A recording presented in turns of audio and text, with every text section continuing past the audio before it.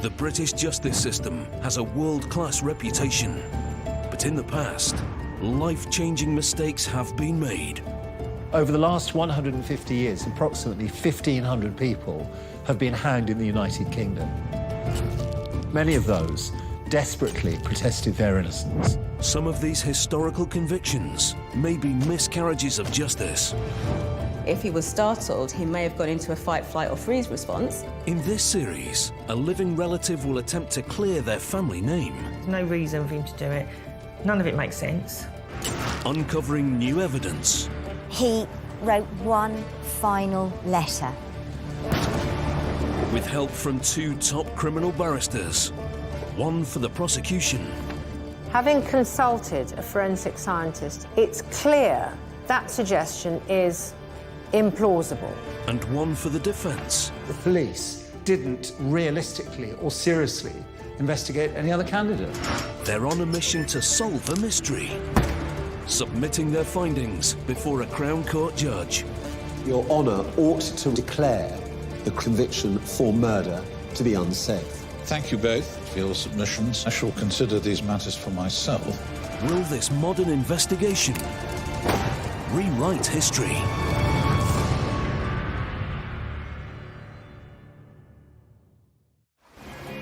At Felixstowe Docks on the 23rd of October 1937, the deceased body of barge skipper Albert Baker was found aboard his vessel.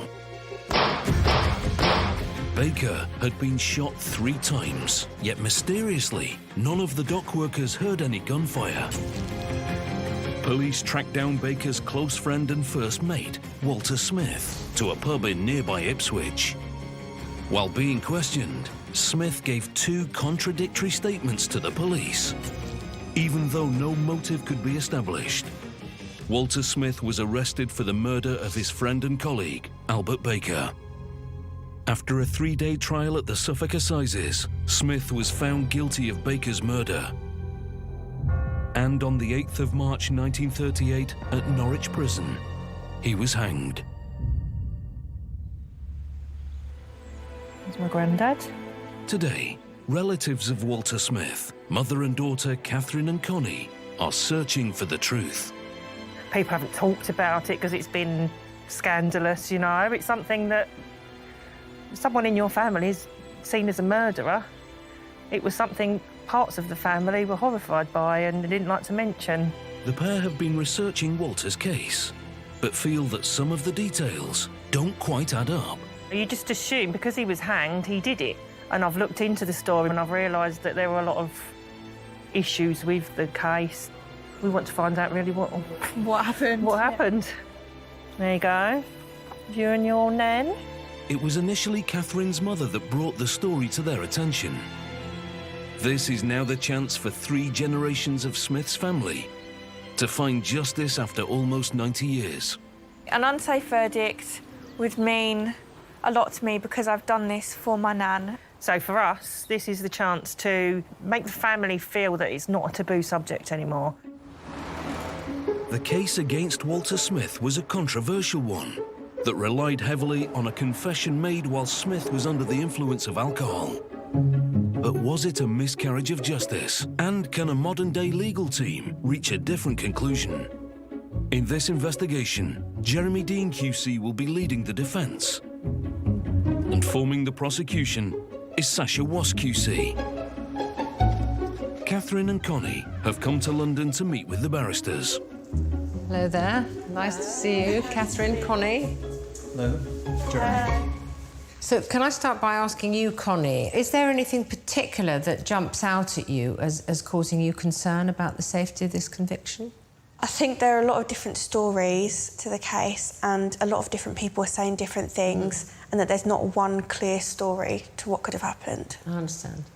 My granddad also remembers Walter from when he was younger, Okay. so he was his uncle, and he feels that something wasn't right there and he was obviously blamed for something that he quite possibly didn't do.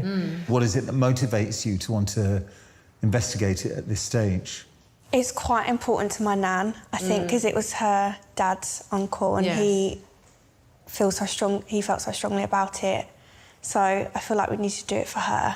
And what does she say about it all? She's fully believes that he didn't do it. Yes. Right, so we'll get down to work and see, you know, exactly what progress we can make, and then we'll update you in the near future as to how things are going. Brilliant. All right? Look forward to it. Walter Smith was born in the early 1900s and grew up in the Kent town of Strood. Smith came from a large family with 3 sisters and 5 brothers, whom it said he was very close to. He and his siblings experienced a difficult upbringing, with an alcoholic father, an epileptic mother, and an aunt who met her death in an asylum. Smith had been working on the barges since the age of 14. He never married or had any children. In October 1937, Walter Smith embarked on his first voyage with lifelong friend Albert Baker. However, when Baker's body was found having been gunned down, it was Smith who became prime suspect in his murder. But was Smith capable of killing his friend in cold blood? To begin their investigation, Sasha and Jeremy are examining the key facts of the case. Sasha, this is a case of murder by fatal shooting in 1937. Albert Baker's dead body was found by dock workers. He'd been shot 3 times with a pistol, once in the forehead and twice in the left side of his chest. Walter Smith was arrested on the evening of Saturday, the 23rd of October, 1937. The police took a statement from him when he was apparently under the influence of alcohol. He pleaded not guilty to murder. It was argued by the defence that if he'd shot Albert Baker, then he'd done it in a state of alcoholic insanity. The jury returned a verdict of guilty, and Walter Smith was sentenced to death. My first thought is that we really ought to speak to a firearms expert to find out what type of weapon was used and how often it needed reloading. Yeah. The motive is rather contradictory in this case, if the 2 men were such good friends. But, of course, balanced against that is the fact that Albert Baker's money appeared to have been stolen from him, possibly by whoever shot him. I'd like to look much more closely on the possible influence of drink on Walter Smith's statements. And I think we need to look at those statements in detail. Absolutely. I also think we need to look closely at the defence presented at trial, alcoholic insanity. And for that purpose, I'd like to discuss the matter with a modern-day psychiatrist. Definitely. Felixstowe is one of the busiest ports in the UK, completely unrecognisable from the smaller dock Smith and Baker arrived at in 1937. Catherine and Connie have come here to meet with historian Robert Simper. Can he shed any light on what happened that fateful day? It was the 21st of October, and the sailing barge East Anglia docked here with a cargo of barley from the London docks. On board the barge were skipper Albert Baker and his first mate Walter Smith. On the 22nd of October, the next day, both men were seen drinking together. After drinking between 11:15 a.m. and 2:30 p.m, both men returned to the vessel. This was the last time Baker was seen alive. He was shot 3 times by somebody with a pistol that had actually belonged to him. The pistol found at the scene had been given to him by his brother a year earlier. 2 empty wallets belonging to Albert Baker were also found on board, leading police to assume there had been a robbery. Walter appears to have left the barge and gone by bus to Ipswich, and the police found him in a pub called the British Lion. The police caught up with Walter and took him to the station for questioning. He explained to the police that he had seen the skipper arguing with a woman near the barge the night before. And next morning he made another statement which unfortunately contradicted the one he'd made before. In his second statement, Walter claimed it was actually he that had been arguing with Baker, but due to being drunk, couldn't remember the specifics of what had happened. Because he'd changed his story, the police charged him for the murder of his friend and the skipper, Albert Baker. But was there actually any evidence linking him to the murder? Not directly, no. No, there wasn't, no. I don't know, I just really want to know now what happened. With no eyewitnesses to the shooting, Sasha and Jeremy are analysing the evidence that placed Smith with Baker at the time of the murder. Does it hold up under closer examination? The prosecution case was that the murder must have happened between about 2:30 in the afternoon and 6 o'clock. But despite there being people on the dock between those times, nobody heard any gunshots being fired. The fact that no one heard gunshots is particularly interesting, and we need to consider that very carefully. At about 6:15, a witness called Charles Morgan saw Walter Smith waiting for a bus to Ipswich, and Walter Smith told Morgan that he had left Baker playing with a gun in the cabin. And what I want to do now is see what Smith got up to in Ipswich, all right? At about 11 or 11:30 that night, Walter Smith was found by a witness called John Trott. And according to Trott, Smith said that there was a gun aboard the East Anglia barge, and he said, quote, "Either Baker will shoot me first or I will shoot him first." Well, I suggest that no weight can be attached to a drunken comment like that. The following day was now the 23rd of October. At 9:30 that night, Inspector Clark took the first statement from Smith. Smith was intoxicated and he slept it off in the recreational room of the police station. Smith was wearing a blue suit that was later identified as belonging to Baker. There were bloodstains on his shirt, trousers, undervest, as well as bloodstains on the scarf. And on the following morning, so we're now the 24th of October, Smith made a second statement to the police. Sasha, it's vital to note that by the time of his arrest, Walter Smith had been drinking for at least 2 days. So there's a fundamental question mark over whether he was fit to be interviewed by the police, and I'm absolutely determined that we examine the whole of the circumstances in which his statements were taken, and indeed the substance of those statements. This is a really important area of consideration in this case. Albert Baker was born around 1909. Despite being a few years younger than Walter Smith, the two men were close friends from a young age and were said to behave like brothers. The barge Albert Baker captained belonged to the London and Rochester Trading Company. Their job was to move goods from the London docks to smaller towns. Historian Robert Simper has brought Catherine and Connie to Malden to learn more about life on the barges. Could the pressures of working closely have resulted in a fatal feud between Smith and Baker?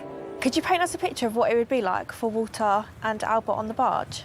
It would have been quite a hard job, quite a lonely job, and you were away from home a lot. There were no regular hours as such. And that's really what attracted the men to it, is that they were independent of the land. And although the barge belonged to a company, once they were on it, they were solely responsible for the barge. So they could decide how they were going to do their working day. If they didn't like the look of the weather, they could stay at anchor, wait till the next day, and then if the weather was better, they could go. They were ruled by the tide and the weather. It was quite different to working ashore. What can you tell us about Albert and Walter's barge specifically? Well, the East Anglian was a fairly typical spritsail barge. It would carry about 120 tons and have a crew of 2. And so at the time it was built, there were about 2,000 other very similar barges trading on the East Coast. Today there's only about 30 left, but it's difficult to imagine how many there were. They were everywhere, and they were based on the London docks.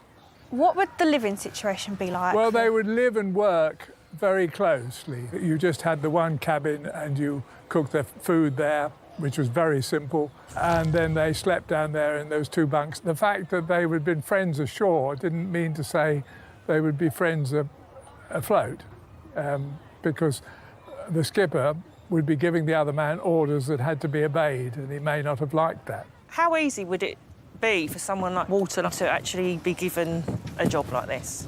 It wouldn't have been easy, and it does appear that at that particular moment there was nobody else available. So the skipper had to take him because there was nobody else. So he was probably a last resort, really. He was, I think you could actually say he was a last for what the evidence That's quite is. sad. That is very sad. The statements Walter Smith gave to the police were the backbone of the prosecution case against him.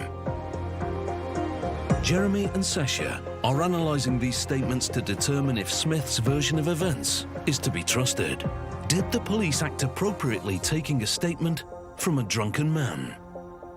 Sasha, I've been considering in great detail Walter Smith's statements. Sergeant Noleth phrased Walter Smith's condition as that he'd been drinking but not drunk. But the whole thing is clearly very unsatisfactory. Well, I mean, I agree with that. There's absolutely no doubt about that. His second statement, which was taken at 9 a.m. on the following morning, that contradicted his first. He said that in the course of a tussle between him and Baker over a gun that Baker had produced, that the gun must have gone off. He said, I know I shot him because he was found shot. And he'd earlier said he had a gun and I was trying to get it away and it went off. And I think the approach that would be better to take in this case would be to look at all of the other evidence in the case, that is to say, evidence that doesn't come from the police, and see whether that provides a cogent case of guilt against Smith or not. I think that the admission of this evidence before the court renders Walter Smith's conviction unsafe. If there's other evidence, there's other evidence, but this was the blockbuster evidence for the prosecution, and it should never have come into existence. In this case, a man interviewed for murder when drunk or under the influence of drink. I mean, that is preposterous. So this is an area of the case that I'll be highlighting and looking at very thoroughly indeed. The story of Albert Baker, the murdered barge skipper, was soon front-page news.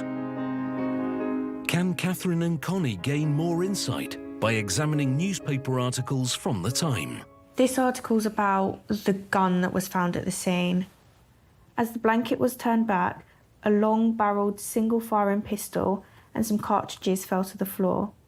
Walter was alleged to have said he shot him once, but they clearly said there were 3 gun wounds there. Mm-hmm. And it was a single-firing... bullet wounds, yeah, and it was a single-firing gun. So Walter sort of admitted to shooting once. I didn't think I'd hurt him. Yeah. But then it says there the pistol was found, but he was found also with 3 wounds, which doesn't make sense.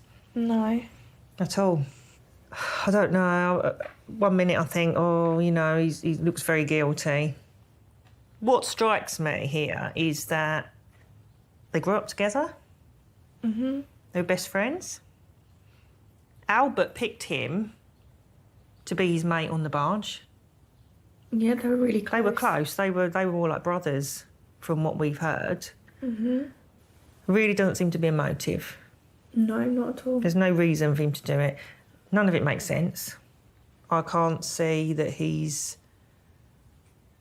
had to reload that gun 3 times to do this. And I don't get the feeling from any of the evidence that, or the statements that he's made that he did that.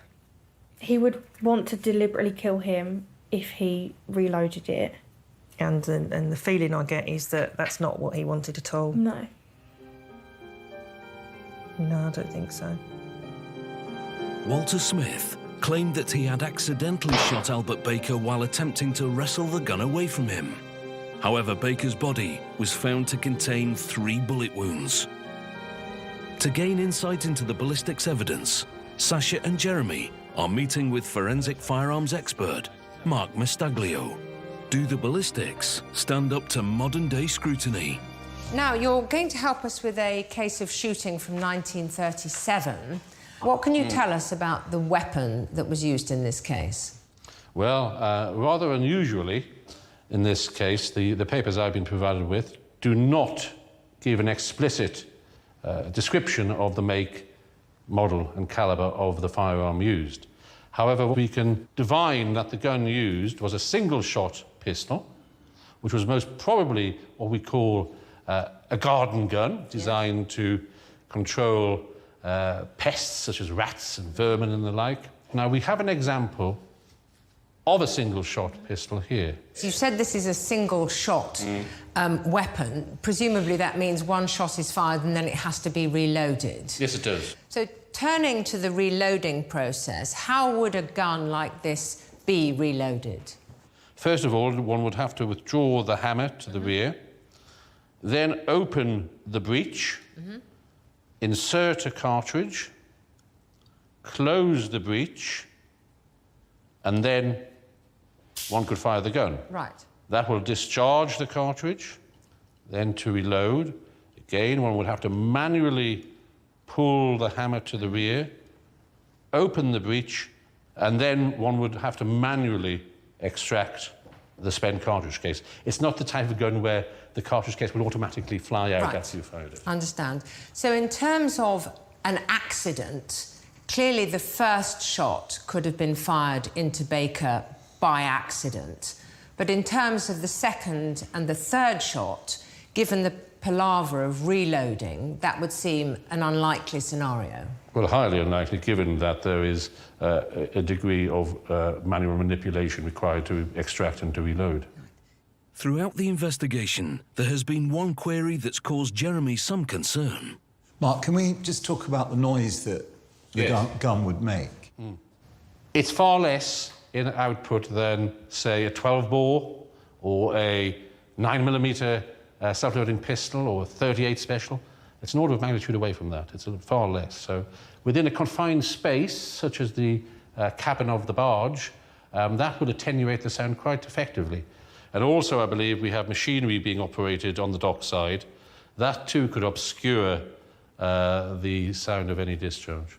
All right, well, thank you very much indeed for your help. It's a pleasure.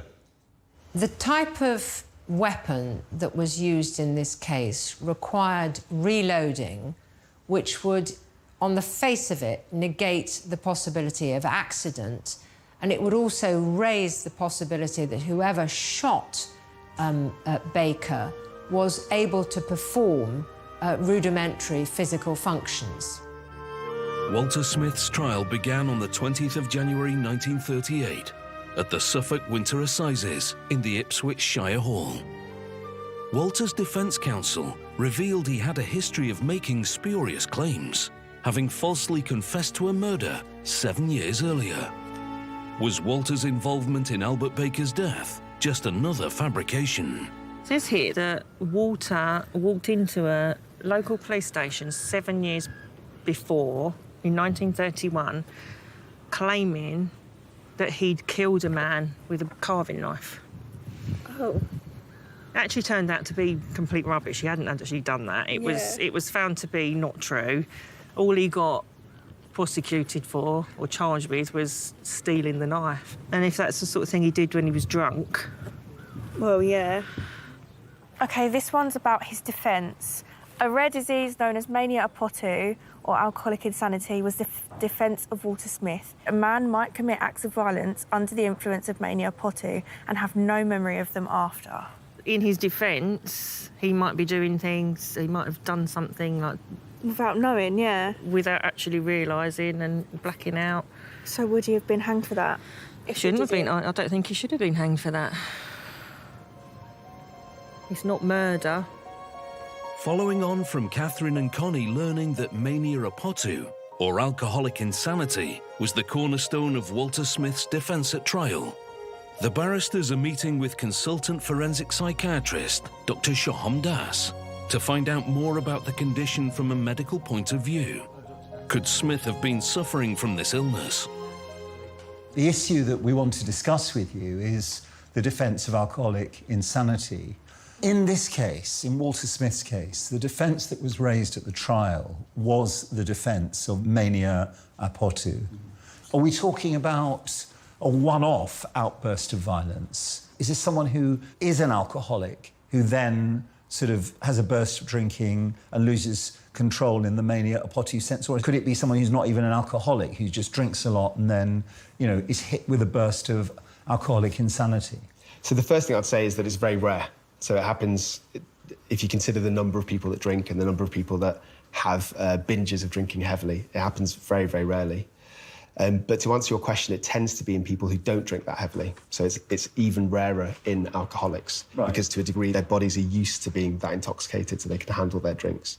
Is there a difference between mania a potu, as it was called then, and what we would call now an alcoholic blackout?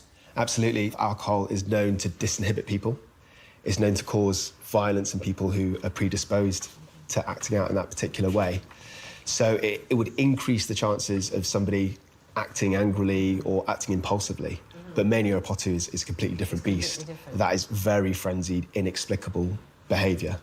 So I don't think that was the case for Mr. Smith's actions. So Dr. Das says there is reason to believe that when Walter Smith made his first statement, he'd been drinking. That's not an ideal scenario in which to make a police statement, is it? So I agree. I think that was completely inappropriate. In modern-day times, the protocol would be that the police would allow enough time for pass for him to fully sober up, especially with a charge as serious as murder. So if somebody's still intoxicated, then they can be quite disinhibited, and they might not be able to think through the consequences of what they're saying, so they could incriminate themselves by saying something under the influence. And the second statement was made at 9 a.m. the following morning. What are the concerns about the reliability of that statement?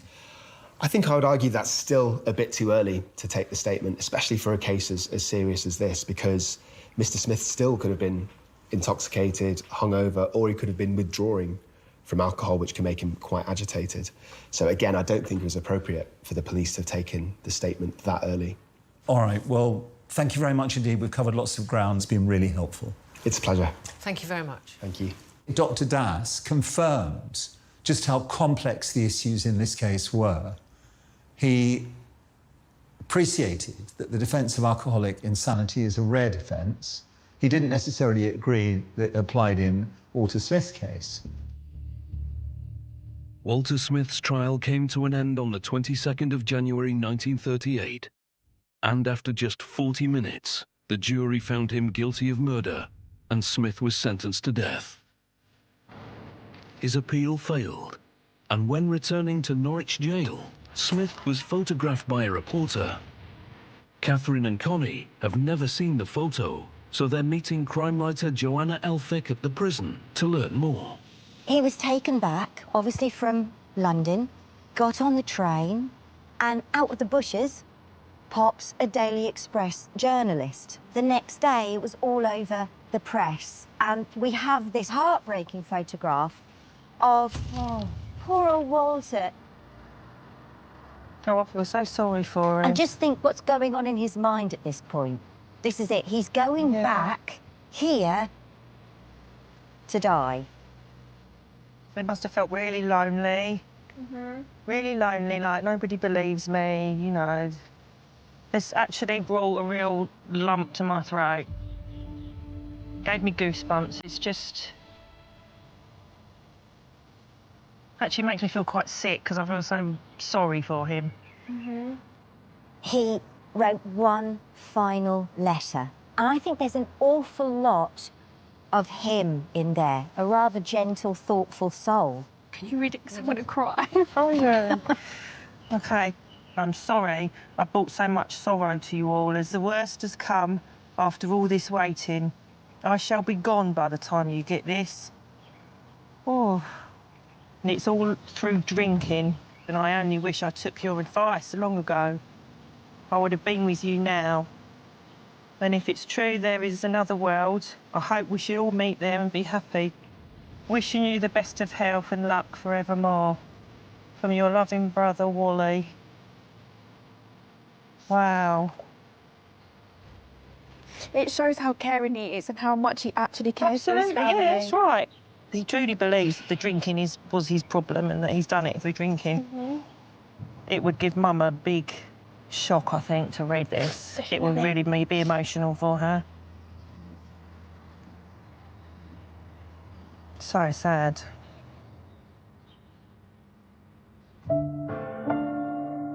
Walter Smith's execution was set for the 8th of March 1938. The barristers have been analysing the facts of the case post-trial. Could these findings help Jeremy obtain an unsafe conviction? We have Walter Smith himself, when awaiting the death penalty, writing in a letter, quote, "I don't know myself still if I'd done it or not." Well, it wasn't accepted by the prosecution that the memory lapse was genuine, because when Walter Smith gave evidence, he appeared to have very good recollection of parts of what had happened to him in the previous 2 days, but then claimed to have no recollection as to how Baker was shot. He writes to the court saying, "I've been found guilty of this crime and I believe I never committed it. I have no recollection of nothing. I've been a very heavy drinker since the age of 15. And I'm now 33, sir. When I am like that, my mind and brain is in a very bad state, and it was the same on the occasion, and I can't remember what took place." Now, Walter Smith's letter throws up a whole number of issues, but what remains in the background are two things that trouble me. Firstly, Walter Smith's ongoing, consistent, entrenched claim that he has no recollection of what he did, if he did it. And secondly, alcoholism and the radical impact of alcoholism on his mind and conduct. These are all complicating factors that trouble me, and I'm going to have to reflect on how I position these considerations in my submission to Judge Radford, and I hope you'll think too about these issues when you decide how to approach the case. On the 8th of March 1938, Walter Smith was hanged at Norwich Jail. In keeping with the times, the bodies of condemned prisoners were buried within the prison walls in unconsecrated ground. Catherine and Connie have returned to HMP Norwich to pay their final respects. I feel very emotional being here, knowing that he was in that building. All the suffering and pain he went through in here, I think we've done my nan and Walter proud. Do you know what? I just want to say to Walter, we've listened, we're listening. We're thinking of you, and we know what you went through was absolutely horrific. And I wouldn't have wished that on anybody. I hope Walter can rest in peace now, knowing that we are fighting for him.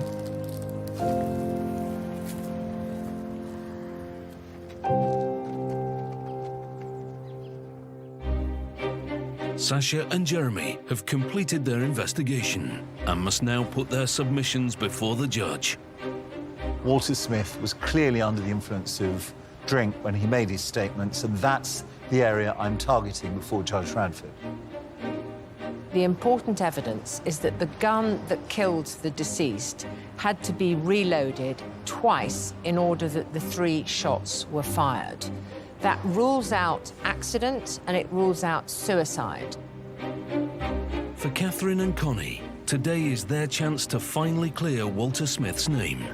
If the judge declares it as unsafe conviction, I think we'd be over the moon, really, because it would mean so much to the family, especially to Mum, who's been following this case. Hello, Catherine. Hello, Connie. Hello, good to see you both. We are going into judgment today. How are you both feeling? Connie? I'm a bit nervous. I'm feeling confident, but there's always that chance that things aren't going to go our way. And Catherine? I'm definitely apprehensive. I'm not sure what else is going to have been found out that we don't know about. The judge will be waiting for us, so if you'd like to follow me, we'll make our way towards his room. Sasha and Jeremy must now present their arguments to Judge David Radford. With over 14 years as a senior judge, he's tried some of the country's highest-profile murder cases. But what will he make of this alleged shooting? Please take a seat.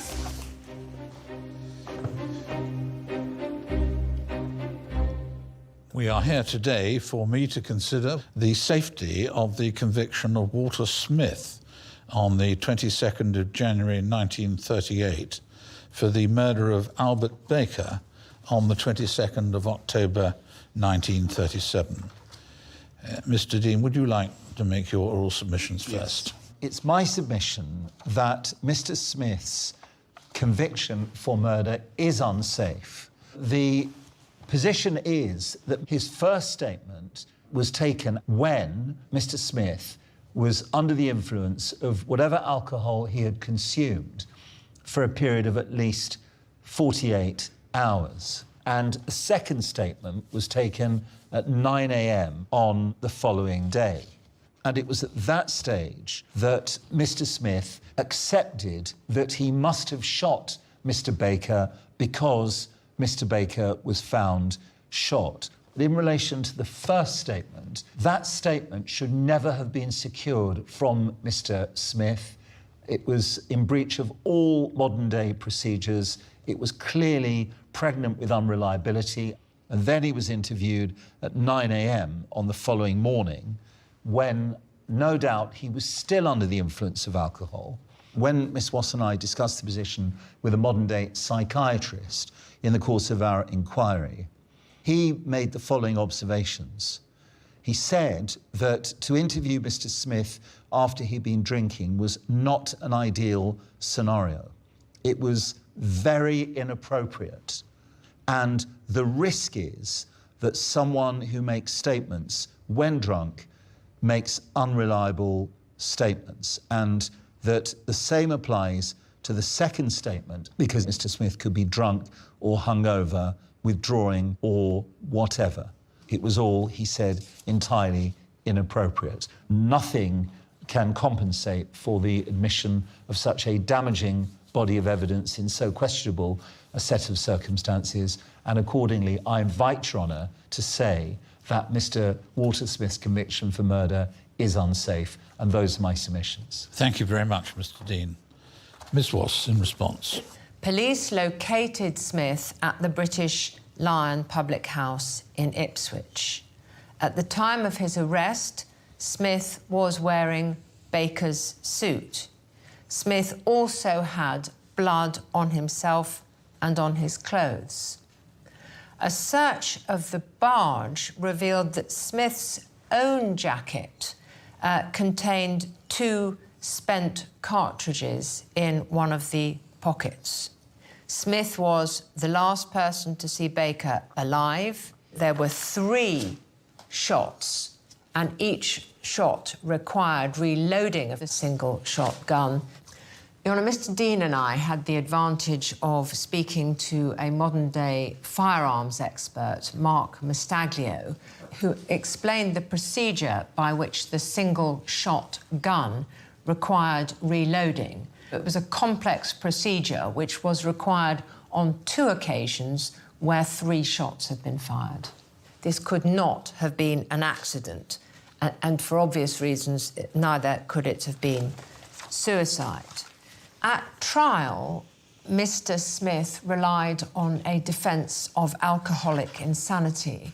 Mr. Dean and I have spoken to a forensic psychiatrist, Dr. Das, who'd suggested that this was nothing more than a case of voluntary self-intoxication.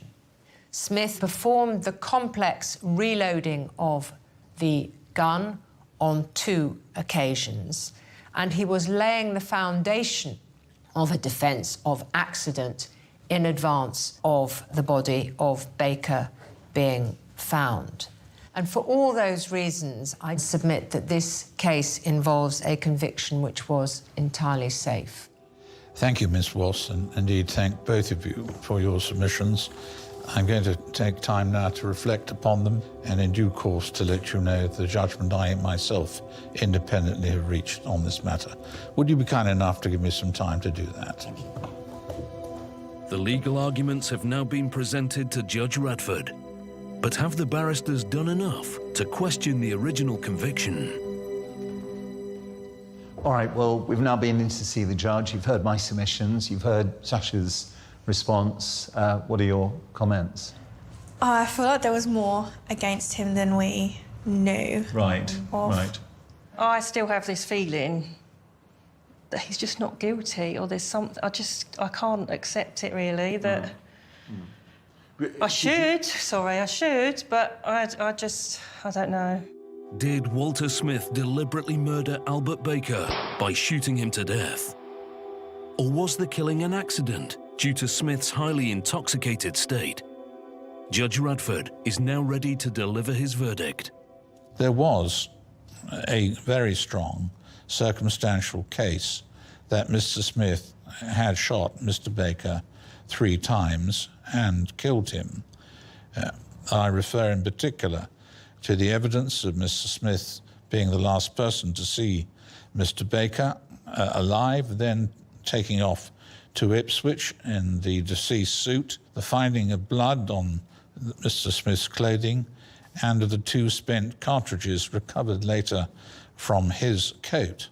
The defence of alcoholic insanity was for the defence to prove, not the prosecution to disprove. The cogent evidence now of Dr. Das has clearly shown, in my view, that this most unusual form of defence has little forensic credibility in this case. I accept that in modern times the 2 written statements would not have been taken unless Mr. Smith's sobriety had been established. However, I find no evidence of bad faith on behalf of the police, and neither written statement contained confessions to the offence of murder. I am overall entirely satisfied that the trial jury's conclusions and verdict was entirely safe. I shall rise.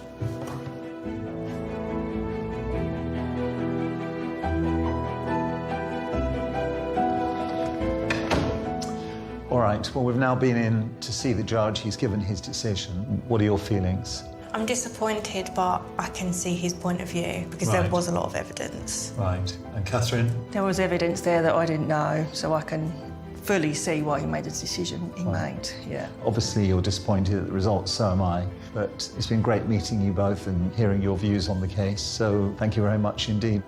And we wish you the very best of luck. Thank you. Thank you both. After the judge's decision, I feel really disappointed. I think my nan will be disappointed. I think she'll understand where the judge comes from, but I think she'll feel the same as us, that it wasn't a heartless murder.